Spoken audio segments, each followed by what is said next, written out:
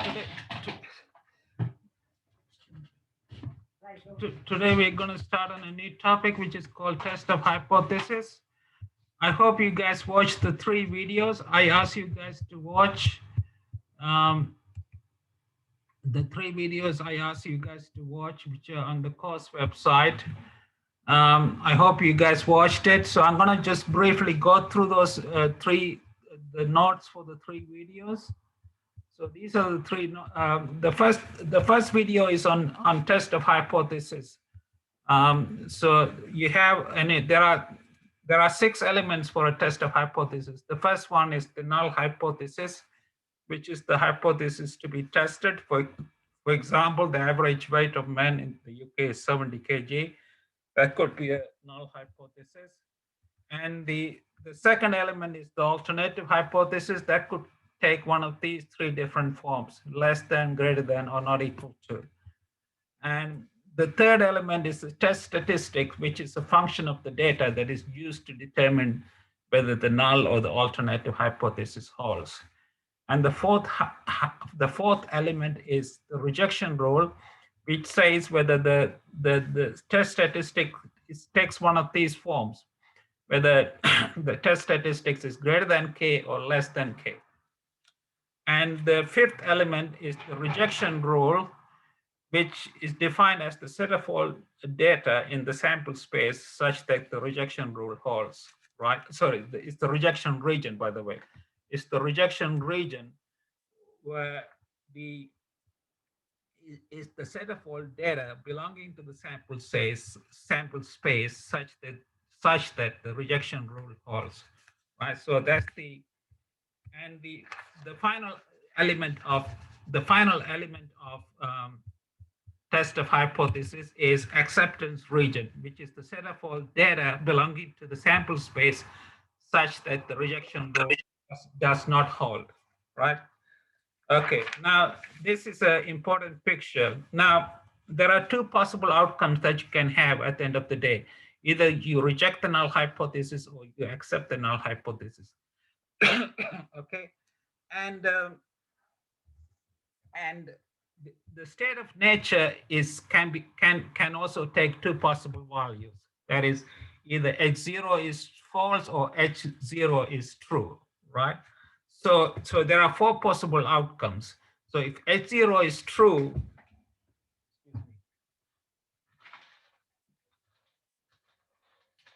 if h0 is true and you reject the null hypothesis, then you're making a mistake, right? So this is a mistake that you're making, right?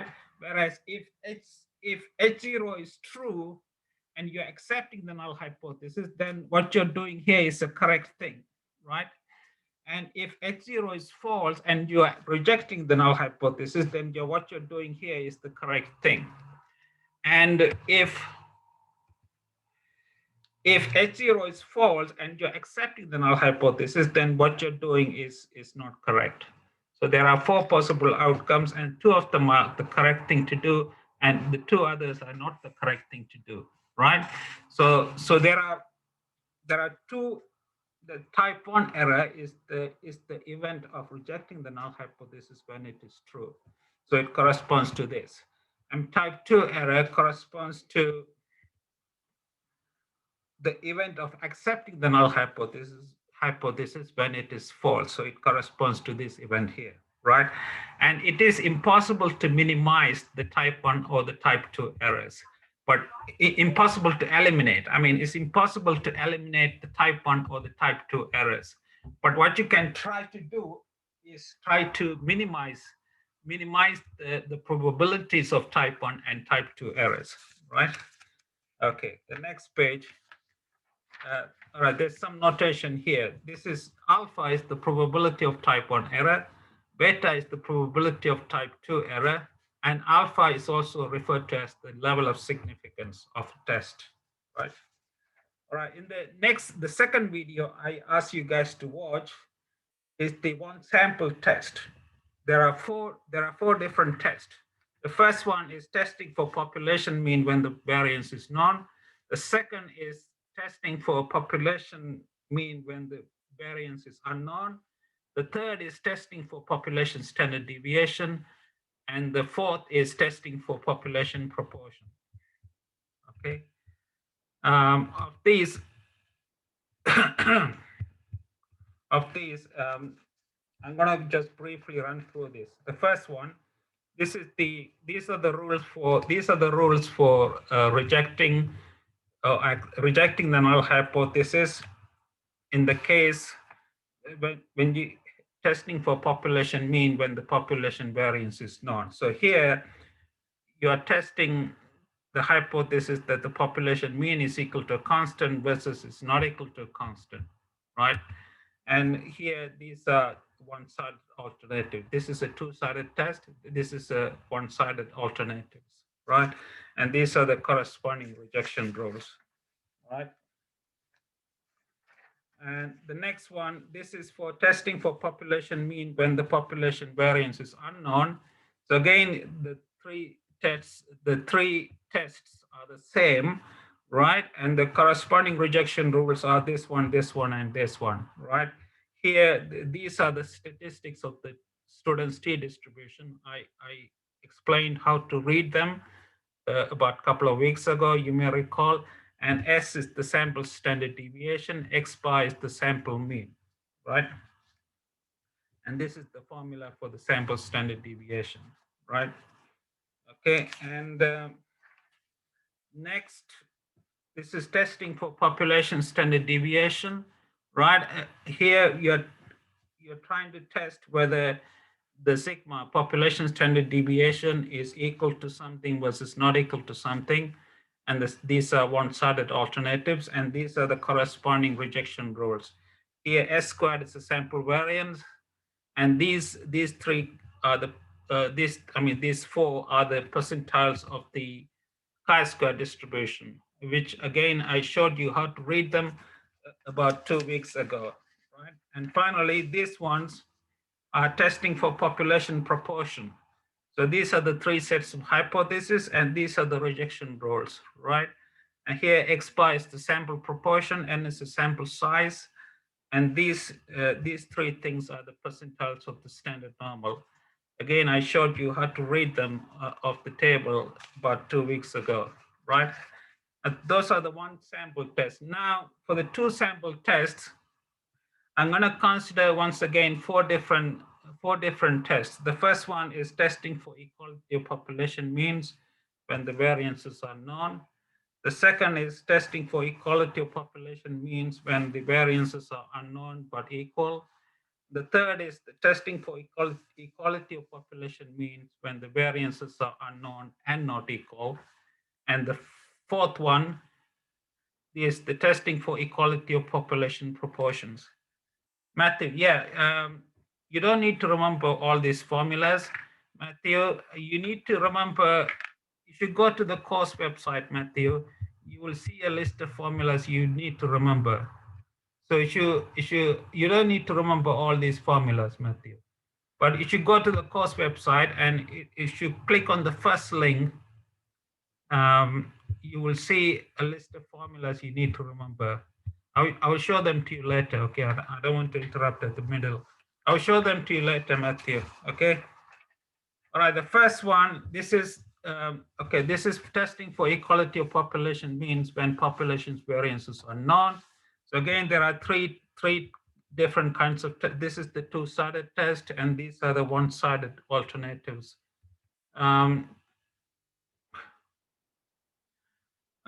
Yeah, that's a good question, Mikhail. Like, for example, these kind of tests are useful. For example, if you're trying to compare the weight of men versus the weight of women in the UK, right? So, for example, mu-x could represent the average weight of men in the UK, and mu-y could represent the average weight of women in the UK. And you're trying to test if they are equal versus they are not equal. That is, in other words, whether the weight of women in the UK, the average weight of women in the UK is the same as the average weight of men in the UK versus they are not. Okay, so these kind of tests are very useful in practice. Okay, Mikhail, and these are one-sided alternatives, Mikhail. And these are the rules for rejecting the null hypothesis. Okay. Okay. The next, this one here, this is the testing for equality of population means when the variances are unknown but equal, right? So again, the hypotheses are the same, and these are the rejection rules. And these three guys here are the percentiles of the t distribution. I showed you how to read them. And SP here is known as the pooled sample variance and is given by this formula here, right? And the next thing is this is testing for equality of population means when the variances are unknown and not equal. So again, the hypotheses are the same, and these are the three rules for rejecting the null hypothesis. Um, these three guys are once again the percentiles of the t distribution, where a, the degree of freedom parameter a, is given by this formula. Sx squared is the sample variance for the first sample. Sy squared is the sample variance for the second sample, right? Okay. And finally, finally, this is for testing for equality of population proportions. So this is useful, for example, if you want to compare, like, say, suppose PX corresponds to the proportion of people who smoke in the UK. I mean, proportion of men who smoke in the UK. And PY corresponds to the proportion of women who smoke in the UK. And you want to see whether they are equal. In other words, you want to check whether the proportion of men who smoke is the same as the proportion of women who smoke, right? Versus whether they are not equal, right? So again, these are the three different hypotheses, and these are the rejection rules, right? Here, X bar is the sample proportion for the first sample, Y bar is the sample proportion for the second sample, and these three guys are the percentiles of the standard normal distribution, right? Okay, guys.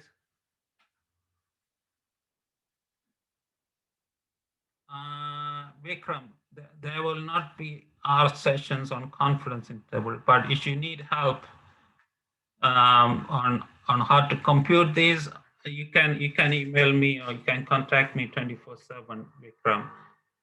But I thought I know you need those for the R coursework, Vikram, but I thought they're not too hard to program. I mean, they're not too hard to code in R.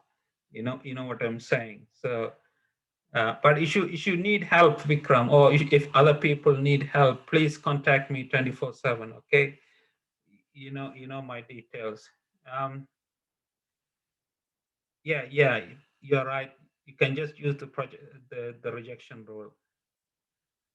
Um, yes, yeah, you can do that. You can do that by hand, Mikhail.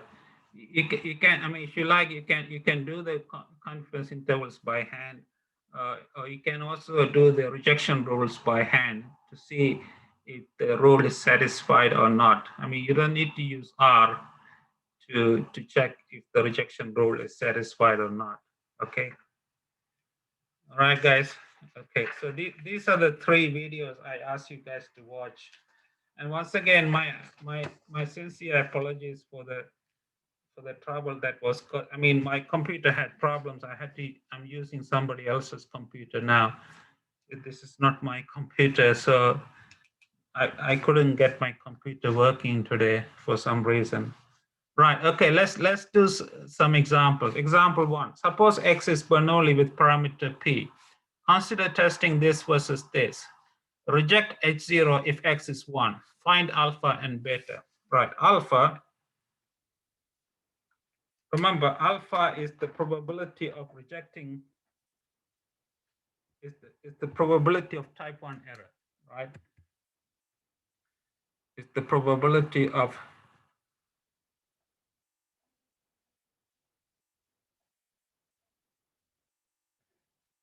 Okay, so it's the probability of type 1 error, which is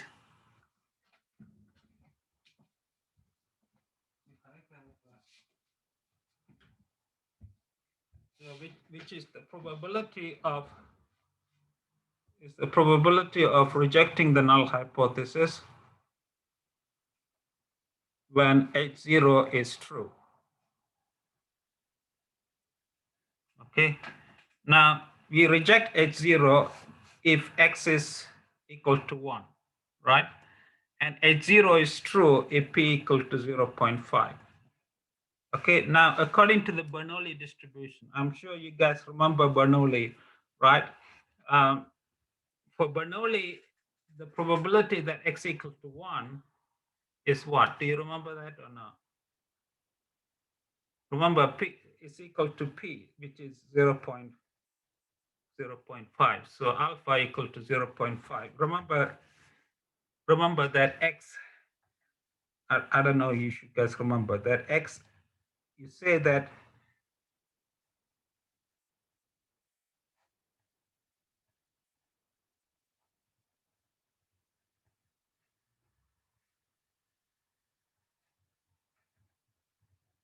right. This is the definition for a Bernoulli variable. Do you remember this? I mean, you might have done this in probability 1, right?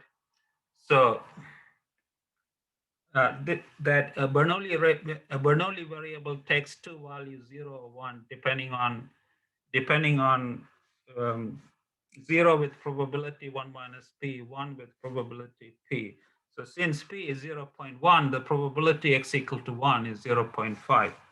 Okay, now to find beta, beta is the probability of type 2 error.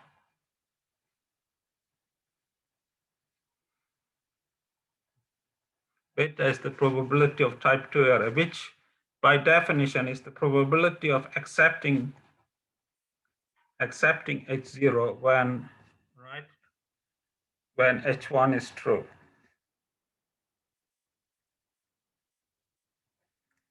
Okay. Okay, so which is the probability that accepting H0 is the same as the negation of this event, that x equal to 1. All right, so it's a probability that x equal to 0 when p is not equal to 0.5, right? Not equal to 0.5. And this, according to the definition of the Bernoulli, is equal to 1 minus p. All right, so this completes example 1. Are you guys okay with this? So the probability of alpha, remember alpha is the probability of type 1 error is 0.5, and beta, the probability of type 2 error is 1 minus p. All right, guys? Okay. All right, now let me do the second example. Here you have a random sample from a Poisson with parameter lambda, and we are testing for lambda equal to 1 versus lambda not equal to 1. And we are rejecting the null hypothesis if x bar is greater than 1. Find alpha and beta. Alpha is the probability of type 1 error.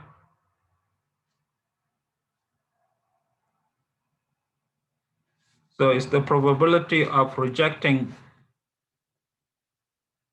H0 when H0 is true. Right? And this is the probability that x bar is greater than 1 when lambda is greater than 1. All right? Now remember, x bar by definition is this.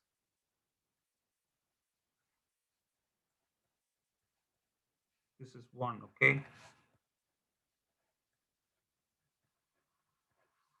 Yeah. Now I'm going to multiply both sides by n, so this becomes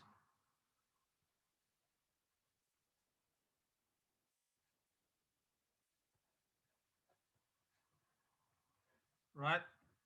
Okay, now I don't know whether you know if you have IID Poisson variables, then the sum is also Poisson. Do you know that property? I thought you might have learned this in probability 1. If you don't know this, just try to remember this. What you have here, guys, is a sum of IID Poisson, right? So the sum of them will also be Poisson with parameter lambda n.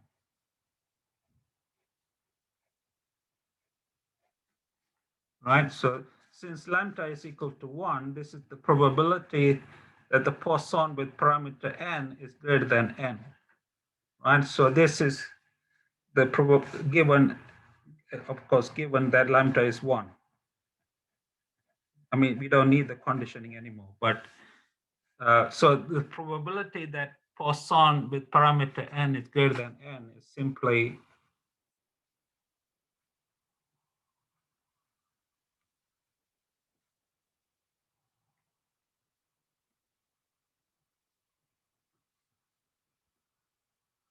all right. So this is the, did you guys follow what I did just now? So this is the probability of alpha, the probability of type 1 error. So the crucial step is from this line to this line. From this line to this line, I have used the fact that if you have IID Poisson, then the sum of IID Poisson is also Poisson with parameter lambda n. Because remember, each of the x-axis has Poisson with parameter lambda. So the sum of the xi's will also be Poisson with parameter lambda n, right? So this is the answer for alpha, right? The answer for beta,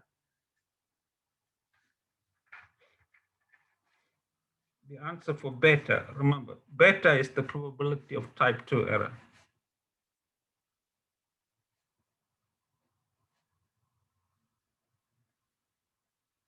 So this is the probability of accepting the null hypothesis when H1 is true, right? Okay, so this is the probability. Remember, accepting is the opposite of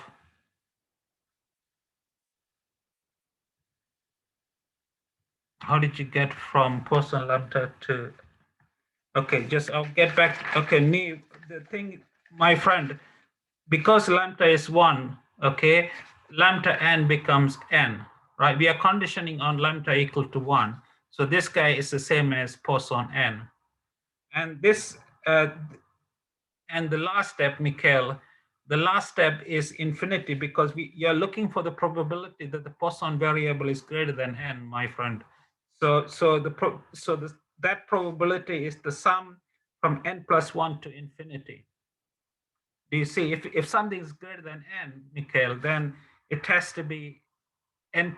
It must take all the values from n plus 1 to infinity of the PMF of the, this is the PMF of the Poisson with parameter lambda equal to n, right? Remember, we are looking at a Poisson with n, right? Okay, let me complete this. Just be patient with me, guys. So this is x bar less than or equal to 1, the opposite of rejecting, right? Given that lambda not equal to 1, okay? So this you can write as